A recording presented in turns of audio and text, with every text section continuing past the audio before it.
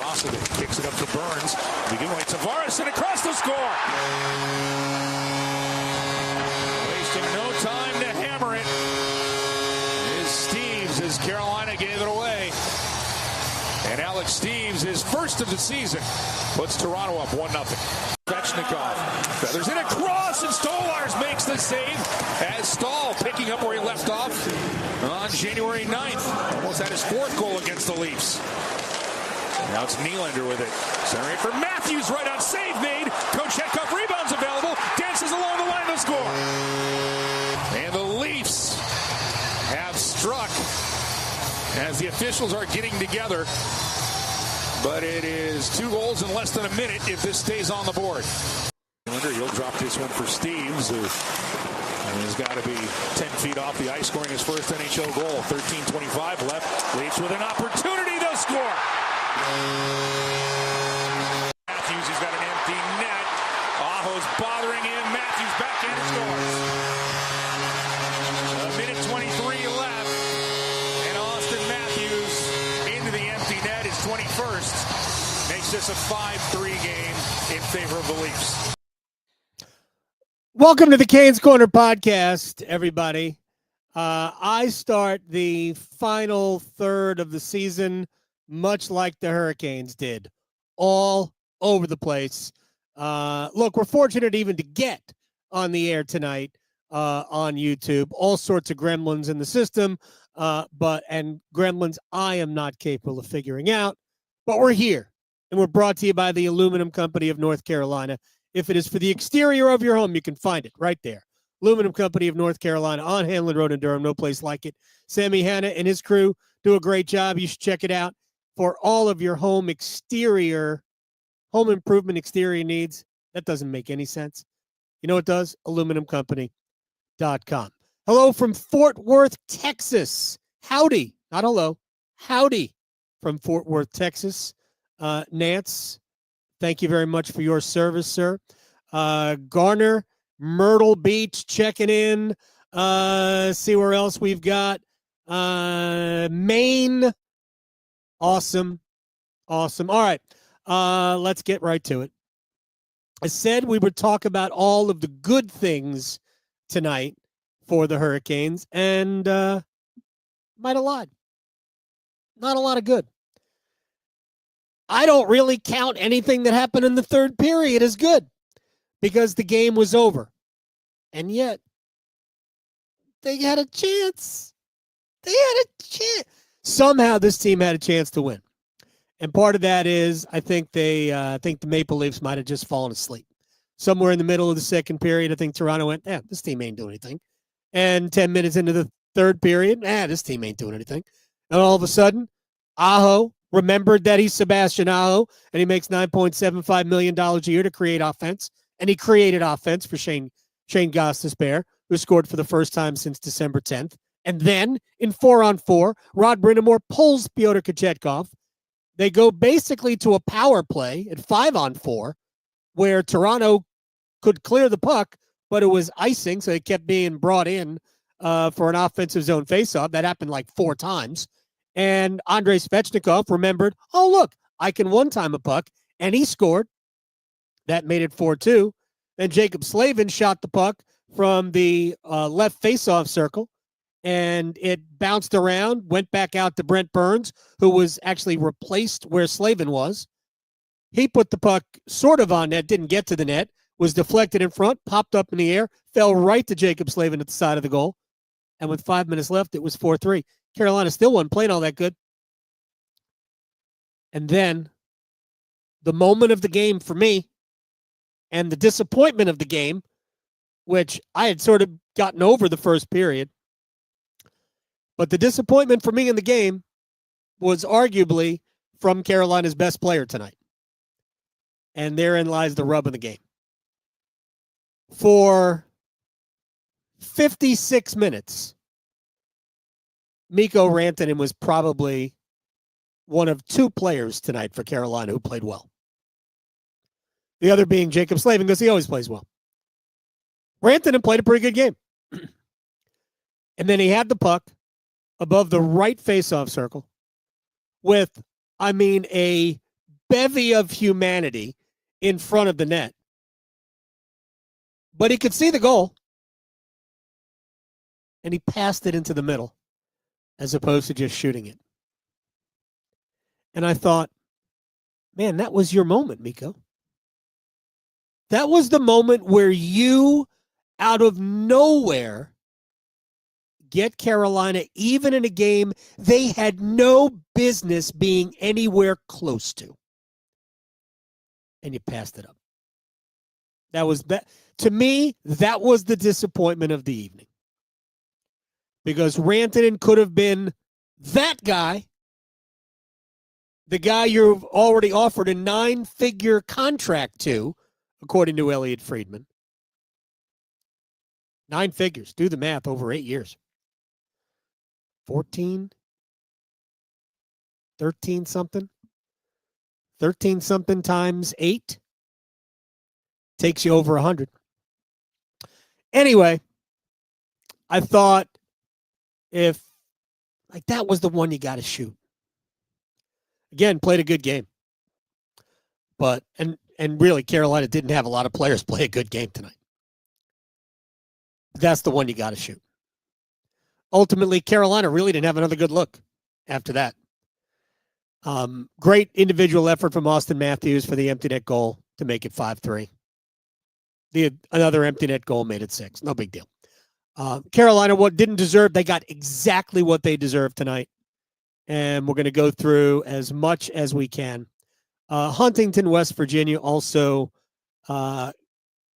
chimes in. And then Paul is out in Big Sky, Montana. Maybe I could do a review of not only Yellowstone, the 6th season debacle on Paramount. Like the first 2 seasons were good. But also 1923, which is the prequel, but honestly feels very much like the actual show. I mean, it's okay. It's okay. Anyway, let's get to it, okay? So I have 5 points I want to make. I'll go through them as I don't know about as quickly as I can. But we're going to go through them. So here we go on the Canes Corner podcast. And we're going to start off with my biggest takeaway of the night. He's 26 years old. And I would gather that Sebastian Aho, in his, let's just say 23 years, he probably hasn't been playing hockey for 23 years, 21 years playing hockey. I'll say he started when he's 5. I'm going to go out on a limb and say that he has never played a worse game than tonight. Nowhere. Nowhere at any level, at any time, through any injury or illness or upsetting thing in his life. I don't believe Sebastian Aho has ever played a worse game than he did tonight. And that's with the fact that he was a pretty good player in the third period. Here's how bad it was for Sebastian Aho. Rod Brindamore, in the third period, flipped him and Jesperi Kotkaniemi on the top line. We went from Aho with Jarvis and Rantanen to Aho with Svechnikov and Rantanen to Kotkaniemi with Svechnikov and Rantanen. And then, actually, later on in the game, it went back to Aho with Svechnikov and Rantanen because Aho had started playing better. But I ain't counting anything that happened in the third period. I promise you. I don't play that game. They were no good for 2 periods. They were horrific in the first. And Sebastian Aho was at the forefront of it. You think Brent Burns was the worst player tonight. No, baby. He wasn't nearly as bad as Aho. And I say all of these things, and we'll get to Burns, because Burns was right there. As a matter of fact, in my negative 3 stars, I was going to do this in the aftermath. I was going to do a negative 3 stars. Too much competition. I couldn't narrow it down. Aho was the worst of the players tonight. Burns was right behind him. Andrei Svechnikov was there too. My gosh, could you give the puck away more? silly decisions. Shayne Gostisbehere was no good. Dmitry Orlov was no good. My gosh, there was so much competition for my negative 3 stars that in the aftermath, I did just third period 3 stars. That's right. Everything that happened before the third period didn't count. It was only the third period that counted, so I could have 3 positive things to say. Anyway, I put out a pretty not lengthy, I think a 5-tweet thread on both Blue Sky, and then I copied it over to Twitter. I'm trying to use both platforms, by the way, so you know. And if you're on both, then you know I'm trying to take care of both. So, but I was going back and forth tonight. For those people who thought Brent Burns was the worst player in the game, no. Aho was the worst player in the game. Burns was there. Burns, we're going to get to him next. But Andrei I already went through the negative stars. There was nobody really who played well. Rantanen played well. Slavin played well. I don't really think anybody else played all that well tonight. Aho did win half of his 22 faceoffs, so there's good. But think about how bad Andrei had to play tonight to get flipped with Jesperi Kotkaniemi, who wasn't all that good either. Again, nobody was good tonight. Sometimes it's going to happen. I just think Carolina came out of the game and just had nothing early on. All right, to the next part. I want to go through the goals because I think the goals tell us the story, and maybe I'll do that here, and then it'll get us into my second point. So the first goal of the game was created by Toronto's forecheck, which is great. I mean, Toronto plays not too dissimilarly to Carolina. And Jaccob Slavin ultimately digs the puck out after Toronto gets it behind Carolina's net and causes some problems. But Slavin got the puck and then got it to Burns cleanly. So Brent Burns has time. He's on his backhand, but he can backhand the puck around the boards and up the wall. At least it's not in the middle of the ice. Or the other option, of course, for Brent is I could backhand it blindly right out in front of my net. What bad could happen? Excuse you? John Tavares was open, and then he got the puck to somebody named Alex Steeves, who scored his first NHL goal. 1-0. Excuse me. It's just no good. And then maybe the moment of the game, because you never know what happens if things turn out differently. Carolina comes down on a 2-on-1. Andrei Svechnikov across to Jordan Staal, whose redirect is saved by Anthony Stolarz. Really good save. Personally, while it was a good opportunity, at that point, I just pause in the highlight, even though it's not a highlight. You heard it there in the open. I pause in the highlight, the description of it, to say this, because this was said to me by a coach back in my own playing days. It wasn't hockey. I didn't play hockey. I can't skate. I can ski now, but I can't skate. Not every pass is a good pass based on who you're passing it to. Sometimes you're better off shooting the ball or the puck yourself.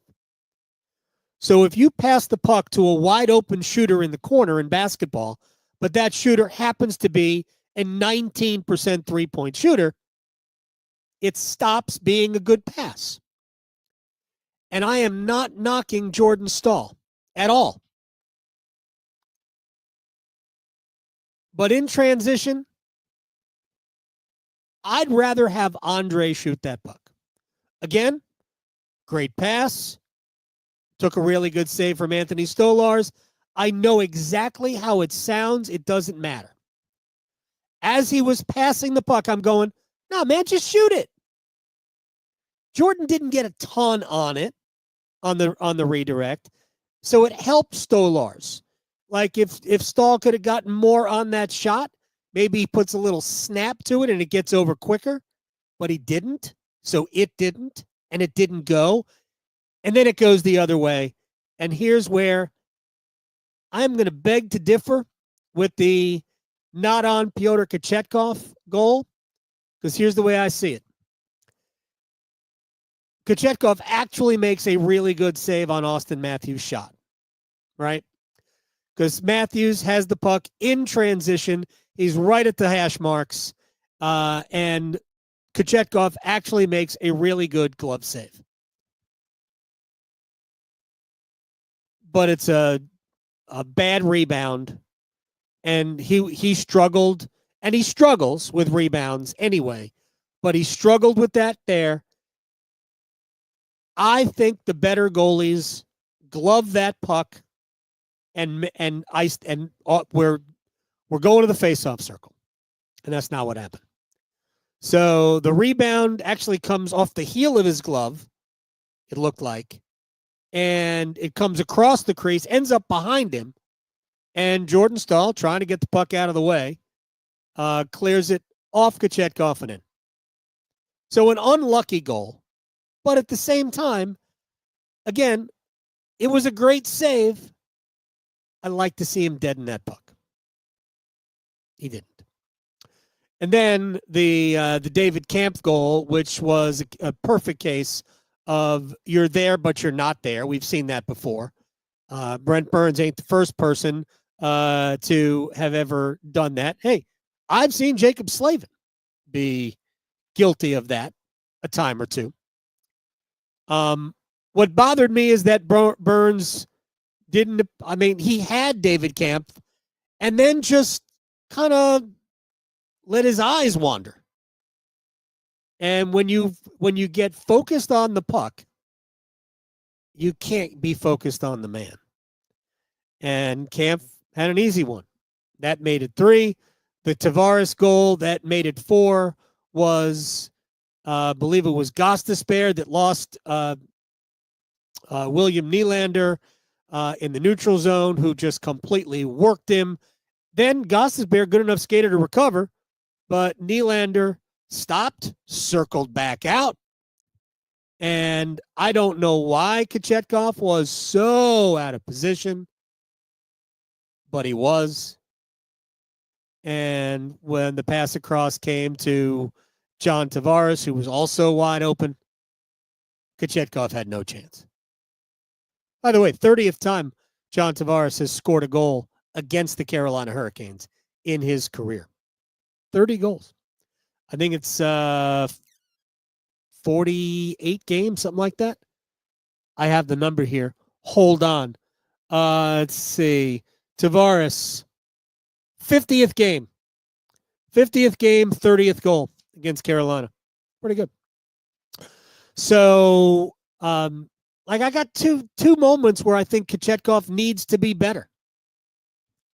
Is that harsh? Maybe. I don't know.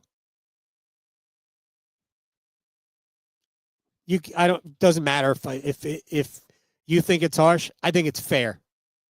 I think if you want to win a cup, then those are the goals. Those 2 goals are goals that, top flight goaltenders in this league don't allow. Again, I don't want to get tied up in knots. He made some good saves. The save on Mitch Marner, the breakaway, the shorthanded breakaway after a giveaway by Andrei. That save is great. He made a couple of other really nice saves.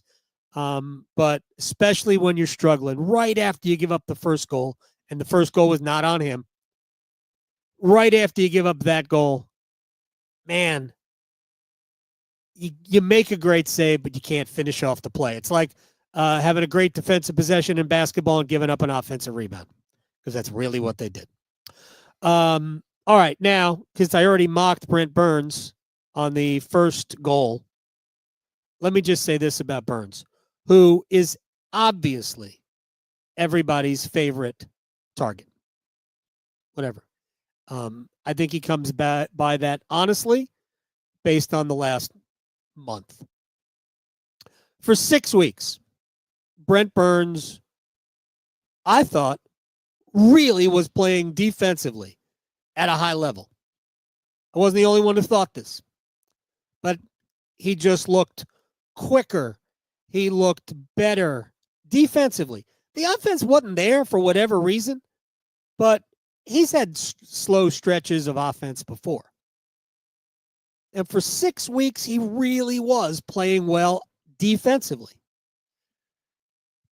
Game's not the same of late, and it's been bad, I'd say, the last month. And, like, he's still not all the way bad. I think Burns does a lot of good. He's part of a great penalty kill. I mean, Slavin and Burns, I think if we looked at it, Slavin gets the most ice time shorthanded, but I think Burns is second on the team in shorthanded time on ice. I'll look that up. There's not much difference between 2, 3, and 4 if Burns ain't 2. But he's been a big part of that. I think he's been mostly good defensively. The problem with Burns, aside from the times where he has gotten puck-focused and lost his man, is that he has given the puck away at an alarming rate. And the giveaways, like, oftentimes they come right after good plays. I forget the game it was not that long ago where he breaks up a 2-on-1, makes a great play, then gathers the puck, and then gives it away. So, I don't know what it is. I don't think he's necessarily moving as well now as he was earlier in the season. Look, the guy's in his nearly 40 years old. So, if he's wearing down physically, who would be surprised? I thought 6 weeks in, Brent Burns was absolutely going to get a contract extension, a contract offer from Carolina after the season. At this point, I'm not 100% sure. Because, to be honest, I don't know that there is a good fit in the lineup for Burns next year. Here's the thing, without going off on a tangent, as I'm about to go off on. Next year's defensive lineup will feature Slavin, Walker and Gostisbehere barring a trade. I guess that's possible, although I've liked both players. Chatfield and Alexander Nikishin. I guarantee you those 5 will be part of the mix. Maybe Scott Morrow's had a good year in the American Hockey League.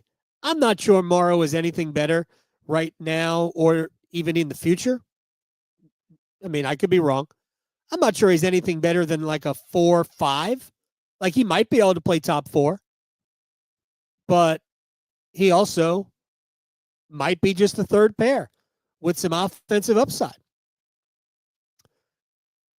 And who do you bump up and play with Slavin?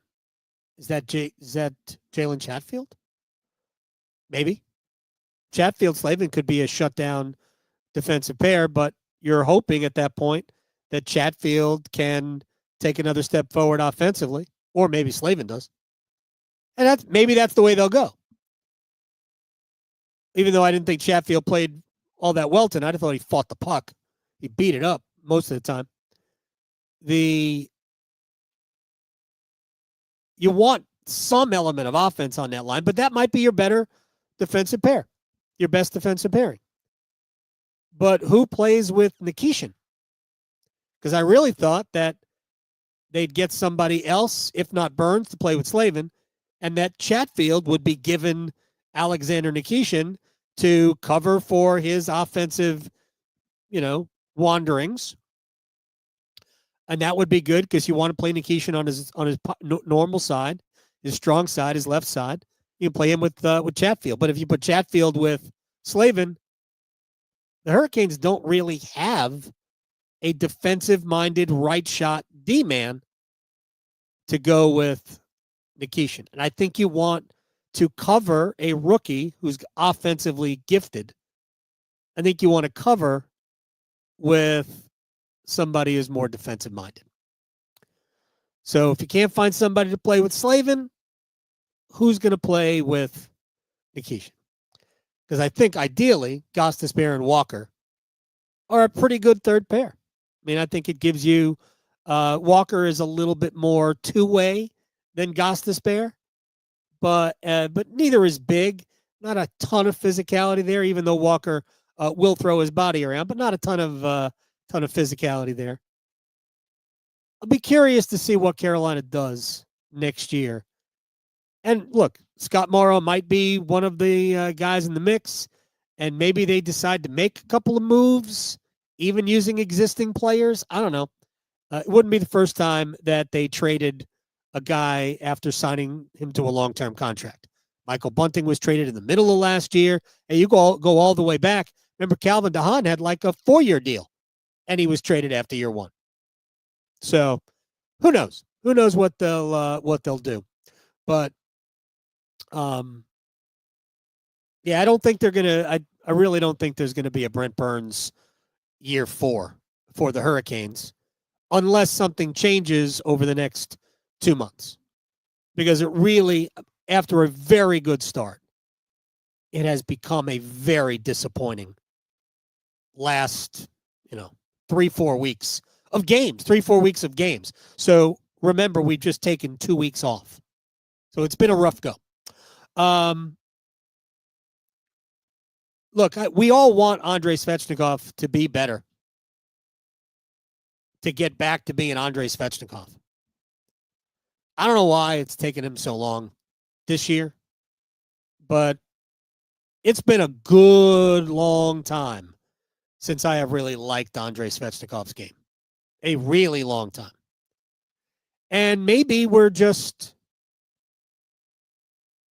grading Andrei based on what we think Andrei should be. And Tripp said something before the game that really sticks with me. Watching the Four Nations face-off, the guy taking 2 spots behind Andrei Svechnikov was Brady Tkachuk. So this is not patting myself on the back, because I didn't really defend it, but I will say this. I was writing more at the time, and going into that draft, I just went, all right, Rasmus Dahlin's going to be the first pick in the draft. Buffalo is taking him. He's turned out to be a pretty good player. He's not as good as I think they want the first overall pick in the draft to be, but he is a really good player. He plays with a little bite, too, And then the next picks, the next ranked players, Andrei, Jesperi Kotkaniemi, Brady Tkachuk, who was the guy that Detroit ended up with, drawing a blank on his name. I think he was a Czech player.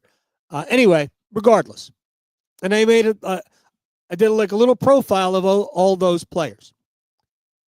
And keep in mind, I had never even seen a highlight of any of those players.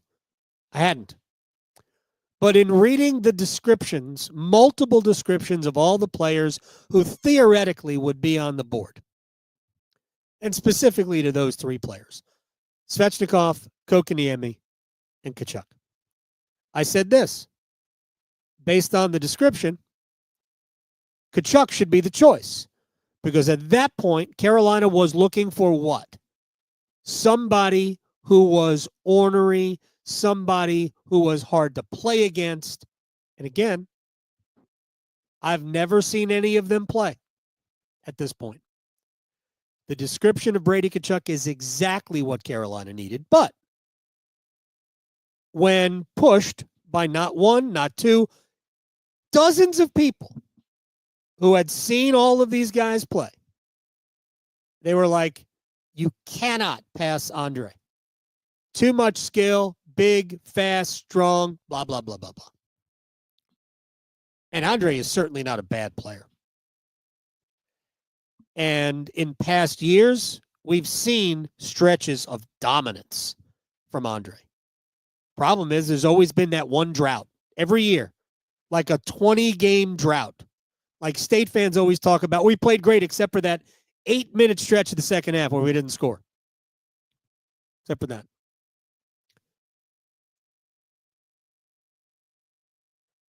Andrei is 65% of the player Brady Tkachuk is. And I don't know why. Andrei gets plenty of opportunities to score. I actually don't think Andrei's hands are as good as the rest of his game. I think he struggles in puck handling and shooting. And he shouldn't. Anyway. I didn't think he was very good tonight, but I went off on a tangent about that. Already talked about Mikko Rantanen, who was good tonight, but that play in the third period, and I've already talked about Kochetkov. After the first period, I thought Pyotr was excellent. And again, you can't really blame him for any of the goals. There were so many breakdowns in front of him. So, I mean, there were no bad goals tonight. There were no goals that went in that you went, oh, God, how did that happen? But I just don't think he is what Carolina ultimately this year needs. And I think it's significant that Rod Brindamore went with Kochetkov tonight over Anderson. I really thought it would be Freddie. First game out of the break. Now it's going to be Freddie in Montreal to turn in a Freddie Anderson special, like the good Freddie Anderson. The Freddie Anderson we saw at the end of last year, not in the playoffs, going into the playoffs. That Frederik Anderson, that guy needs to show up in Montreal on Tuesday. Because the Hurricanes, not only do they need a win, the Hurricanes need to show that they are real. Tonight, in the first period, they were awful. Now, very quickly, there is a difference between being a bad team and being a team that plays poorly. There is a difference between being a bad player and a player who is otherwise great and plays poorly. Big differences there. Keep that in mind when all of the knuckleheads start talking trash about any of the players, really. But I'm going to target specifically the people who are trashing Sebastian Aho. It's the first year of an 8-year contract. When it's over, Aho is going to hold every single significant Carolina Hurricanes record. All of them are going to belong to him. And we just celebrated the career of Eric Staal. I sat there at Lenovo Center in January against the Ducks, game Carolina lost, and saw people pour out love for Eric Staal. Finally. But here's the rub on this, and I mentioned it several times that day, probably to my own detriment. I shouldn't have. But I couldn't unhear the last 4 years of Eric Staal and his tenure with the Carolina Hurricanes. I couldn't unhear the amount of vitriol and disrespect for a player who was, other than Rod Brindamore, the best player to ever wear the crest. And we're in the first year of an 8-year contract with Aho, and it's there. People are getting to that point already with Aho. He can't do this. He can't do that. He's always sucked. Can't do anything in the playoffs. We're there. I think we're already there. And it's annoying because he is a great player. He's not McKinnon. He's not McDavid. He's not Matthews. He's not one of those. I've always said this about Andrei. It's a shame that injuries robbed the last several years, which still could have been productive years, for Nicklas Backstrom with the Capitals. Shame for the Capitals. I've always said that Aho is a lot more like him as a player. In that, man, he just does everything so well. He can score, but he's really just an all-around great player. And he's 200 feet up and down the ice. Now, he stunk tonight. But we are at the point already where people have decided that Aho's no good. Not a lot. Enough. Same group of people. Not the same exact people. But the same number of people who decided that Eric Staal was no good. Granted, Staal played on bad teams. This Hurricanes team is a very good team with too many players not playing well. But a very good team. And a team that, if it clicks, if it snaps into focus for them, could be a real player. April into May, maybe even into June. The team that we have watched over the last couple of months isn't. And I have said this before, privately, I've said it on here. Right now, if you told me the Hurricanes did not escape the first round of the playoffs, I wouldn't be surprised. And I think that if they win a round in the playoffs, I'm going to consider it a pretty successful year, unless I see this team play differently over the next 6 weeks. Because that's all we got. It's all we got is 6 weeks left of the season. It's 7. We're 6.5 weeks away, right? I think the season ends Thursday, the 17th or 18th of April, whatever the Thursday is. Playoffs are set to the 17th. Playoffs set to start on the 19th, I believe, the Saturday. Anyway, because they don't have enough players playing at a high enough level. For all of his bad year, we should all have the bad year that Sebastian Aho is having at a point a game. We should all have that bad year. If that's a bad year, you're a pretty damn good player. Aho and Jarvis. Jarvis has been great. He wasn't good tonight, but he's been great. The Hurricanes don't have a second center. I said this to Walt Ruff in the second intermission. I've gone way longer in this podcast than I ever intended. Hope you guys are enjoying it. But I said this to Walt Ruff in the first intermission. When Rod Brindamore looks at his forward group right now, if the top line isn't working, there is no alternative for Mikko Rantanen other than, well, he stays with Aho. What other center are you going to play with Rantanen? The Hurricanes don't have a player, have a center who is good enough to play with Mikko Rantanen, not named Sebastian Aho. So if Aho stinks, and he did tonight, this is how bad he was tonight. Rod flipped him and Kotkaniemi. Because Jesperi Kotkaniemi ain't it. He can be a good 3C on a good team. He can be. Not always, but he can be. He wasn't good tonight. But again, I ain't single that like the first time I mentioned him. Because, nobody played well. Best chance he had, he missed the net. Wasn't a save. If it was shaft of a stick and it was wide of the net anyway. On a feed from Rantanen.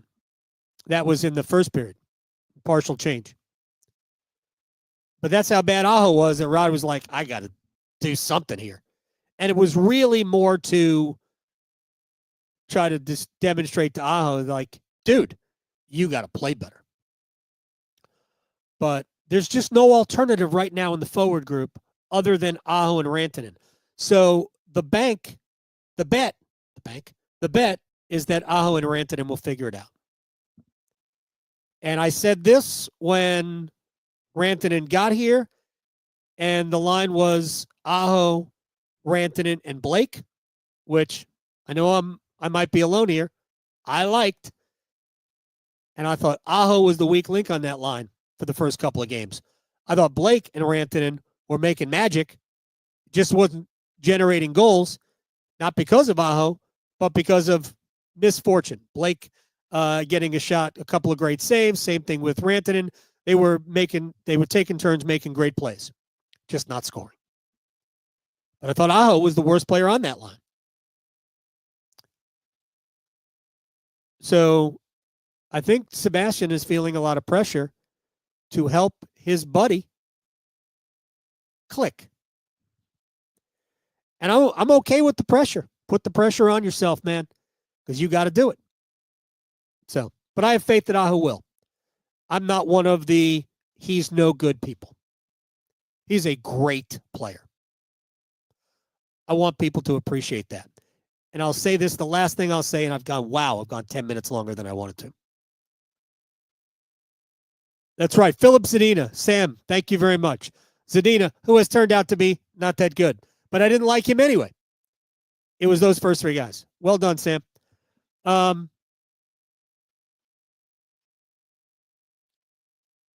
said this on the radio when we were talking about Eric Staal. Part of my own regret is that I didn't use the platform I had to rip people for criticizing Staal, for not being the player that they wanted him to be and refusing to accept the player he was. He ain't Crosby. He was not Crosby. Crosby is on the short list of greatest players we have ever seen. Still playing at a ridiculously high level at age 37. Crosby didn't look out of place at the Four Nations Faceoff with all of that talent on the ice. Crosby stood out above most of it, right? Staal wasn't that, but Staal was a great player. And fans here didn't give him any grace.